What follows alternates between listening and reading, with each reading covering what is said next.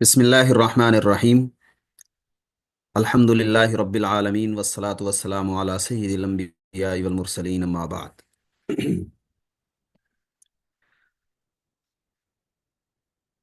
ہمارا جو M Phil thesis ہے وہ غیر منصرف کے عنوان پہ لکھا گیا ہے۔ آپ سب جانتے ہیں کہ غیر منصرف وہ ہے جس پر نہ تو تنوین آ سکتی ہے اور نہ ہی اس پر زیر آتی ہے۔ نارمل حالات میں اس پہ زیر بھی نہیں آتی اور تنوین تو مستقل ممنوع ہے، کبھی بھی نہیں آ سکتی۔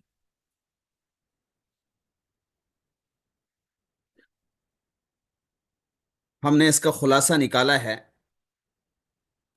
کہ قرآن کریم کے اندر کون سے الفاظ بطور غیر منصرف کے استعمال ہوئے ہیں، انہیں دیکھا جائے۔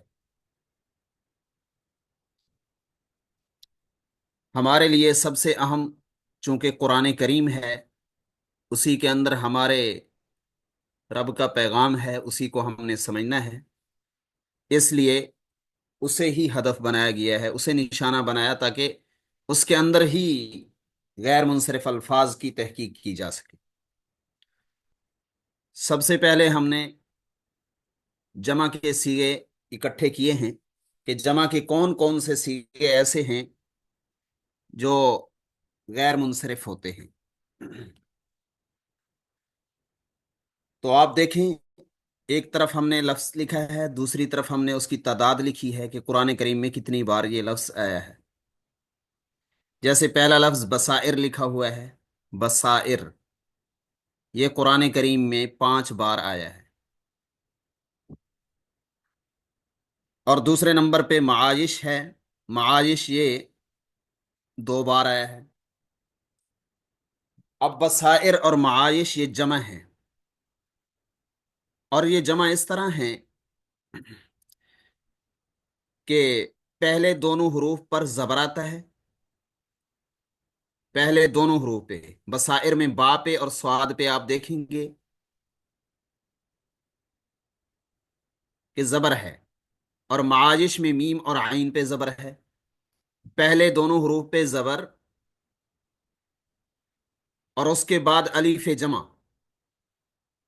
پھر الف لاتے ہیں جمع کی۔ بصائر کے اندر بھی 2 حروف کے بعد الف ہے، اور معاجش میں بھی 2 حروف کے بعد الف ہے، اس کو الف جمع کہتے ہیں۔ پھر الف جمع کے بعد 2 حروف ہیں، اور پہلا مکسور ہے، پہلے کے نیچے زیر ہے، کسرہ ہے، معاش، بصائر، یہ جمع ہے۔ اس جمع کے مختلف نام بھی ہیں، میں آپ کو آسان لفظوں میں صرف جمع ہی اس کے لیے استعمال کر رہا ہوں۔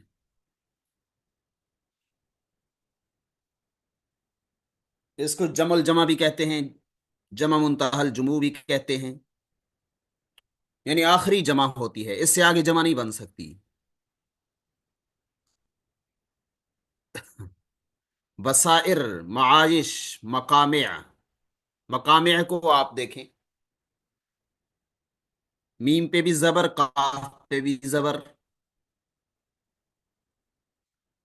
اور اس کے بعد الف جمع ہے، الف جمع کے بعد میم مکسور ہے، اور الف جمع کے بعد 2 حرف ہیں، مقامع۔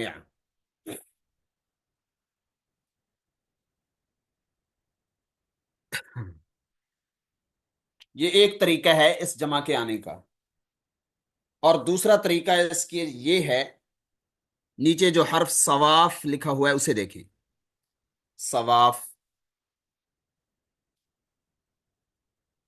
صواف کو دیکھیں، 2 حرف ہیں زبر والے، صاد اور واو، 2 حرف زبر والے، صواف،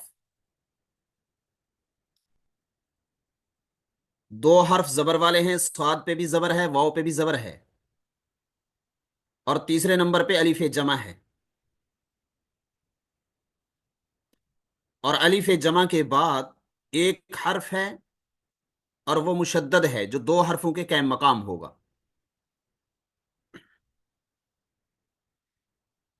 یہ فا مشدد ہے، صواف. فا پہ تشدید ہے. اور آپ جانتے ہیں کہ مشدد حرف دو کے قائم مقام ہوتا ہے. اور یہ فا اصل میں دو تھے. سوافیفو تھا اصل میں، سوافیفو جیسے بصائرو. سوافیفو. سوافیفو. یہ دوسرا طریقہ ہو گیا ہے اس جمع کا. اور تیسرے طریقے کے لیے آپ مثال لیں سرابیل کی. سرابیل جہاں پہ لکھا ہوا ہے وہ دیکھیں گے آپ. سرابیل.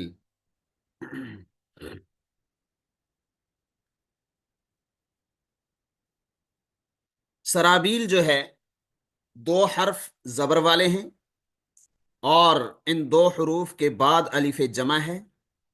الف جمع کے بعد پھر تین حرف ہیں، نہ ایک ہے نہ دو ہیں بلکہ تین حرف ہیں: با، یا اور لام.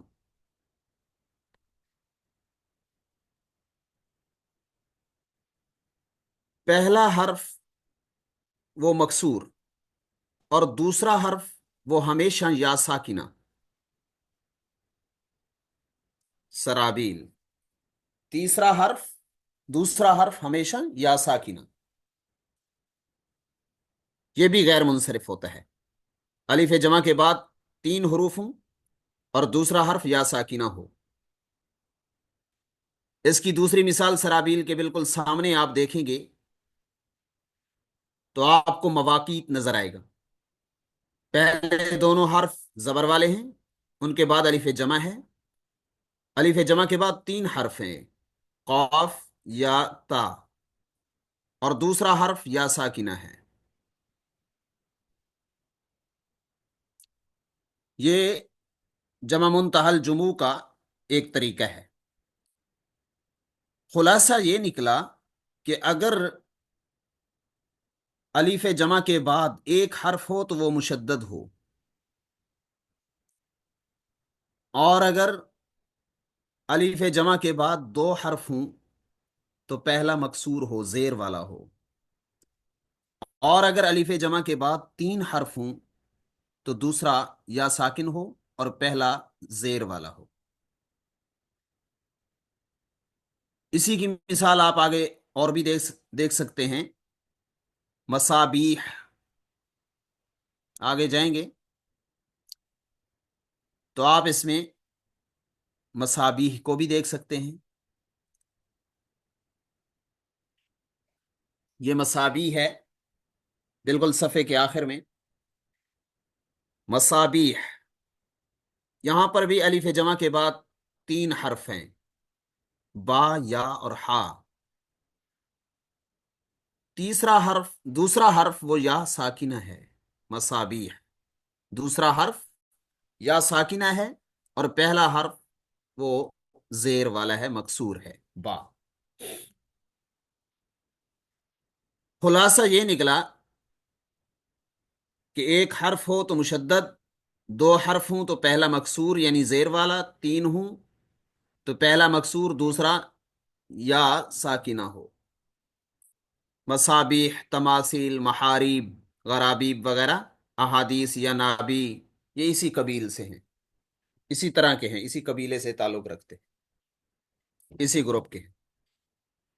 یہ خلاصہ تھا الف جمع کا یا جمع منتہل جموں کا. قرآن کریم میں جتنے الفاظ بھی آئے ہیں وہ ہم نے سارے یہاں پر جمع کیے ہیں، اور ان کی تعداد بھی سامنے لکھتی ہے کہ یہ کتنی بار آئے ہیں. احادیث، فواکے، طرائق، معارب، اساور، سنابل، مقاعد، محاریب، تماثیل، لیالی، غرابیب، منازل وغیرہ یہ سارے ہم نے بیان کر دیے، ان کی تعداد بتا دی ہے. جی آگے چلیں.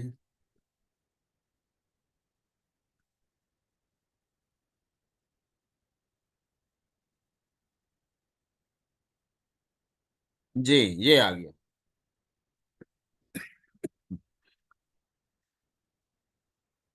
اس کو نام دیا جاتا ہے الف ممدودہ کا یعنی وہ الف جس الف کے بعد حمزہ ہو اور اس الف کو کھینچ کے پڑھا جائے، جیسے اولیاء، اغنیاء، یا اولیاء، اغنیاء، انبیاء، اشداء۔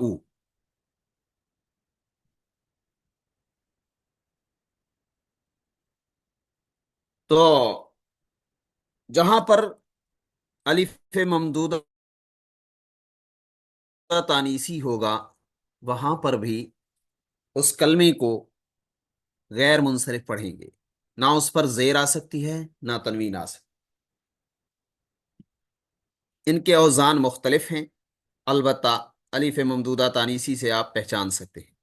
الف کے بعد حمزہ ہو تو اسے الف ممدودہ کہتے ہیں، ممدودہ مانے مد والا جس کو کھینچ کے پڑھا جائے، یعنی ممدودہ۔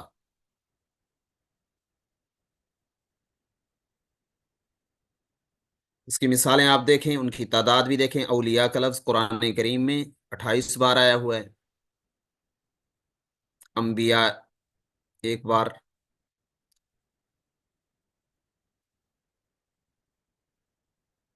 یہ کلمات آپ دیکھ سکتے ہیں۔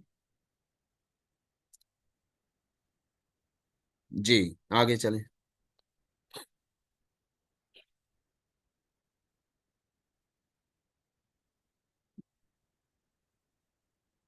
جی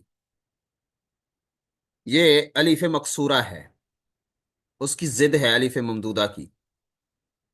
الف مقصورہ وہ ہے جس کو کھینچ کر نہیں پڑھا جاتا، اور یہ لکھنے میں یا کی شکل میں آتا ہے اور پڑھا الف جاتا ہے، اس کو الف مقصورہ کہتے ہیں۔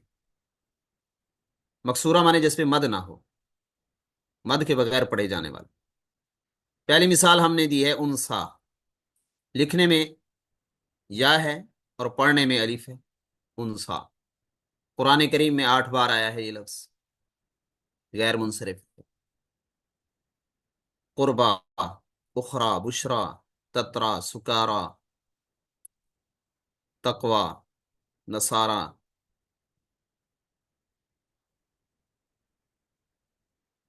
یہ یہ بھی غیر منصرف ہوتا ہے۔ الف ممدودہ بھی غیر منصرف ہے، اور الف مقصورہ والا اسم بھی غیر منصرف۔ جی آگے چلیں۔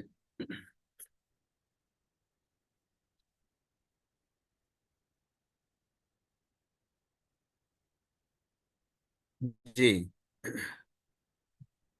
یہ وہ الفاظ ہیں جو فعل کے وزن پہ آتے ہیں اور کسی کا نام بھی ہوتے ہیں، جیسے احمدو۔ احمدو یہ فعل مضارع کے وزن پر بھی آتا ہے اور نام بھی ہے، ہمارے نبی کریم صلی اللہ علیہ وسلم کا نام نامی ہے۔ عالمیت یعنی نام بھی ہے اور وزن فعل بھی ہے، ان میں یہ 3 کلمات آئے ہیں قرآن کریم میں۔ احمد، یغوس۔ یغوس ایسے جیسے یقولو، یغوسو یقولو کی طرح ہے، اور یعوقو بھی یقولو کی طرح ہے۔ احمد نام بھی ہے، وزن فعل بھی ہے، فعل کا وزن بھی ہے، اور یغوسو، یغوس یہ وزن فعل بھی ہے اور ایک بت کا نام بھی ہے۔ سورۃ النوح کے اندر جن بتوں کا ذکر کیا گیا، قوم نوح کے جو بت تھے۔ یعوق یہ وزن فعل بھی ہے یقولو کے وزن پہ، اور اس میں علمیت بھی ہے، نام بھی ہے، یہ بت کا نام تھا، یغوس اور یعوق، ود اور سوا۔ یہ 3 لفظ قرآن کریم میں ایسے آئے ہیں جن میں علمیت بھی ہے، وزن فعل بھی ہے، نام بھی ہیں، اور فعل کا وزن بھی پایا جاتا ہے، اس لیے غیر منصرف ہے۔ احمد ایک بار، یغوس بھی ایک بار، یعوق بھی ایک بار آیا ہے۔ تعداد ان کی زیادہ نہیں ہے، لیکن ظاہر ہے کہ تحقیق تو کرنی ہی ہے۔ جی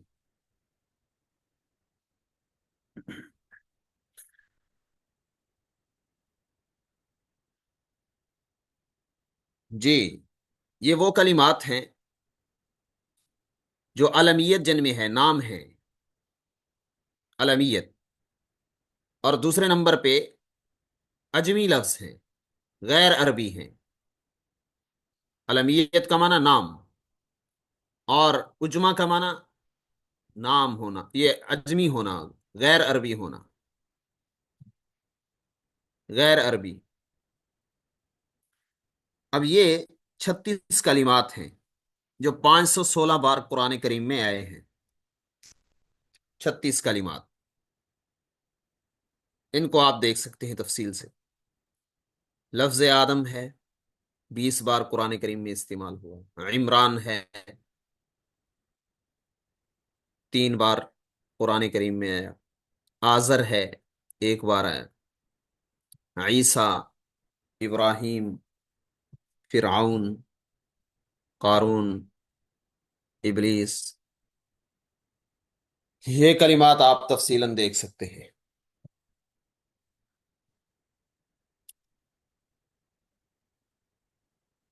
جی،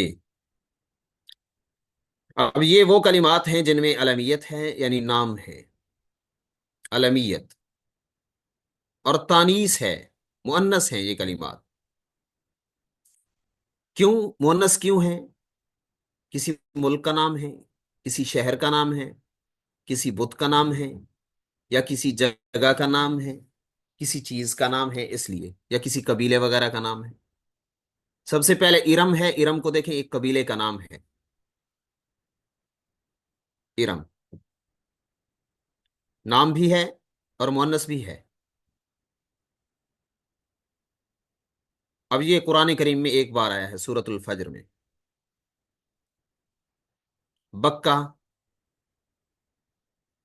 مکہ مکرمہ کا دوسرا نام ہے، یہ بھی قرآن کریم میں 1 بار آیا ہے۔ علمیت بھی ہے، تانیث بھی ہے، مؤنث بھی ہے یہ بکہ۔ سمود قبیلے کا نام ہے، مؤنث بھی ہے، 25 بار قرآن کریم میں ہے۔ جہنم بھی اسی طرح مؤنث ہے اور نام بھی ہے، 72 مرتبہ قرآن کریم میں استعمال ہوا ہے۔ خلاصہ یہی کہ یہ وہ کلمات ہیں جو نام بھی ہیں اور مؤنث بھی ہیں، اس لیے یہ غیر منصرف ہے۔ جی، آگے چلیں۔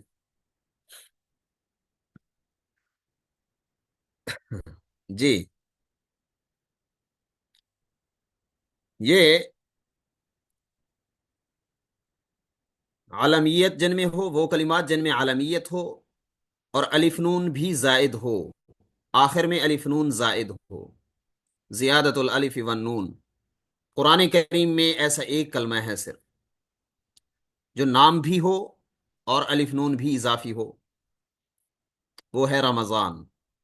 ایک مہینے کا نام ہے اور اس کے اندر الف نون اضافی ہے، زائد ہے، ایسا کلمہ ایک ہے۔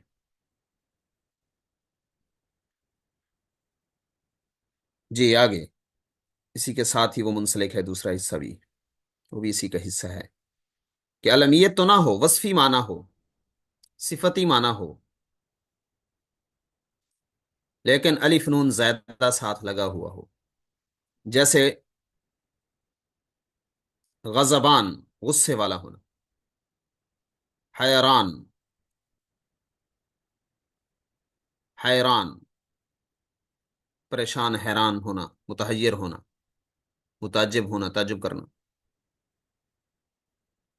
یہ دونوں لفظ ایک ایک بار قرآن کریم میں آئے ہیں، گویا کہ الف نون زائدتان کے یہ 3 لفظ ہو گئے،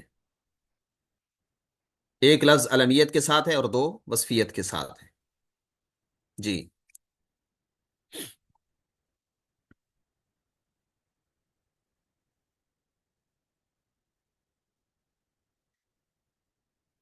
یہ ہم نے ذکر کر دیا ہے، اس لیے مختصراً بتا دیتے ہیں، جس کو سمجھ نہ آئے تو کوئی مسئلہ نہیں ہے۔ یہ وہ کلمات ہیں جن میں وصفیت ہو، وصفی معنی ہو، اور عدل ہو۔ عدل کا معنی ہوتا ہے تبدیلی، غیر قانونی تبدیلی کو عدل کہتے ہیں۔ ان الفاظ کے اندر غیر قانونی تبدیلی آ چکی ہے۔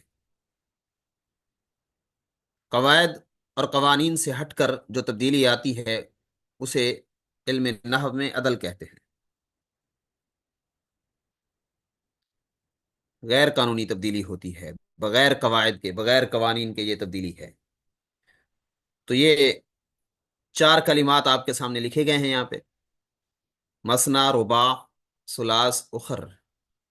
یہ ان چار کلمات میں غیر قانونی تبدیلی آئی ہے اور وصفیت کا معنی ہے، اس لیے ان کو بھی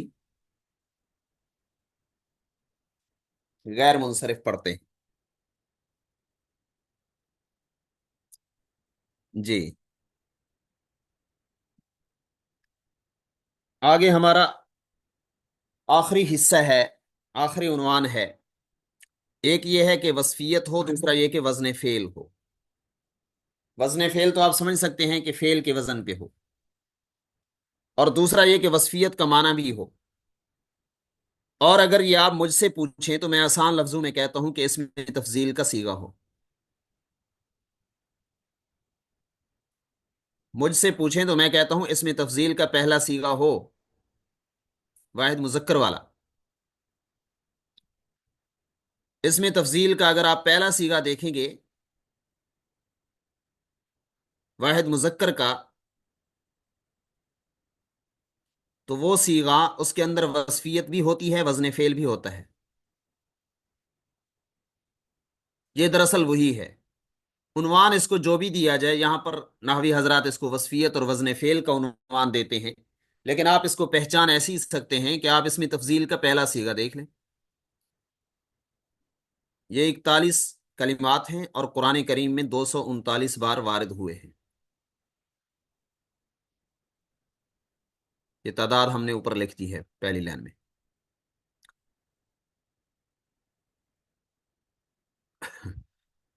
239 بار یہ وارد ہو چکے ہیں۔ تفصیل اس کی آپ دیکھ سکتے ہیں۔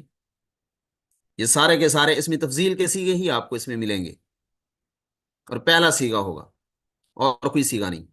اس کے اندر وصفیت کا معنی بھی ہوتا ہے اور وزن فعل بھی ہوتا ہے۔ وزن فعل اس لیے کہ وہ فعل مضارع کے واحد متکلم کے وزن پہ ہوتا ہے، فعل مضارع معروف کے واحد متکلم کے وزن پہ ہوتا ہے۔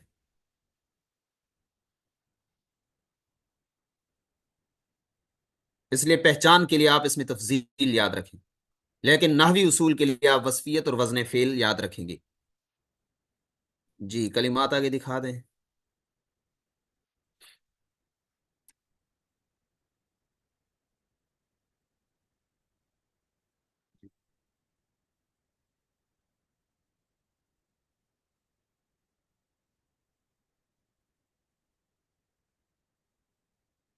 جی، یہاں تک ختم ہو گیا ہے۔ صلی اللہ تعالی علی خیر خلقہ محمد وعلی آلہ وصحبہ اجمعین۔